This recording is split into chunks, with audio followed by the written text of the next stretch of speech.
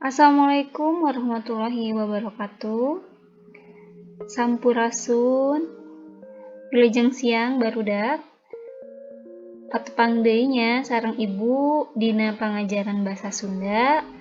Nu mana dinten ayeuna urang masih keneh medar materi ngeunaan novel. Ayeuna materi anu baris dipedar teh nyaeta papasingan novel.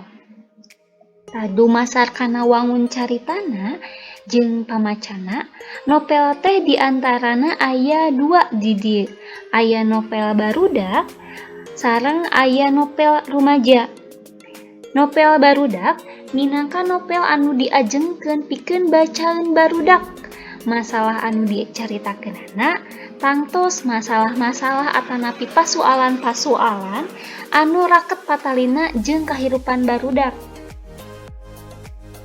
Kitu oge dina cara nyang hareupan jeung ngarengsekeun eta pasualan, luyu jeung pikiran katut jiwa barudak. Palaku utamana oge dina novel barudak tangtos barudak. Anu kadua, novel rumaja. Minangka novel anu eusina nyaritakeun pasualan-pasualan rumaja. Kitu deui palaku utamana oge para rumaja. Tah hideep sadaya kalebet kana rumaja tangtos novel anu tiasa dibacana nyata novel rumaja. Lajeng dumasar kana tema nu dicaritakeun novel Sunda dipasing-pasing. Jadi di dieu aya sababaraha tema anu sok diangkat dina novel. Nu kahiji aya novel silih asih, nu kadua novel kulawarga, lajeng aya novel sosial, novel misteri, novel sajarah, sareng novel jiwa. Novel silih asih tangtos eusina nyaritakeun cinta asmara palaku utamana. Contona aya novel anu judulna lain eta karangan Muhammad Amri. Teras novel kulawarga eusina nyaritakeun masalah kulawarga palaku utamana.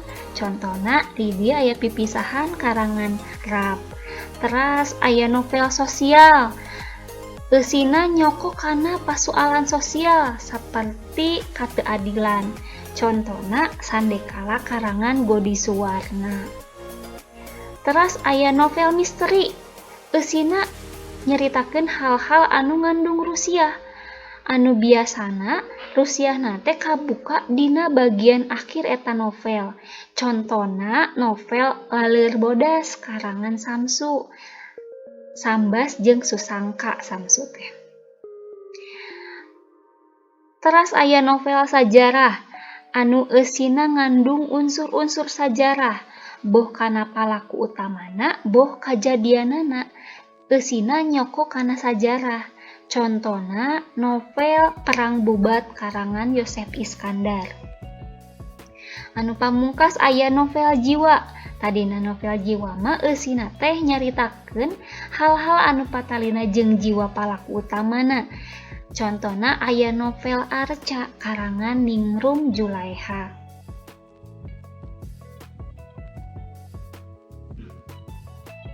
Tah, di dieu aya sawatara pangarang novel Sunda jeung karyana diantarana aya Deka Ardiwinata karyana Baruang Kanu Ngarora nu minangka novel anu munggaran di Tatar Sunda. Aya Aam Amelia seueur saresna karya-karyana mung di dieu sapalihna aya Puputon, Buron, Samagaha, Asmara Ngambah Sagara, Kalajengking, Asih, Imah Agreng anu tahun kapengker anu nembe medal. Teras aya Rap karyana Pipisahan, Bentang Lapang anu kaula Gukaleon. Teras aya Ki Umbarak karyana Si Bedog Banjang sareng Silam Sijan Kaedanan. Saresna seueur nya karya-karyana ieu mah mung di antawisna. Teras aya M.A. Samun karyana Gogoda Kanu Ngarora, Samsu karyana Laleur Bodas, Darpan karyana Nu Harayang Dihargaan. Teras di dia aya Ahmad Bakri karyana Payung Butut Juragan Batik Rajapati di Pananjung. Rupina mung sakitu anu tiasa dipedar dina dinten ayeuna ku simkuring. Hatur nuhun pisan kana sadaya perhatosanana. Mugia ieu materi tiasa ngadedel pangaruh hidup sadaya kana pangajaran novel. Sakali deui hatur nuhun. Wabillahi taufiq wal hidayah. Wassalamualaikum warahmatullahi wabarakatuh.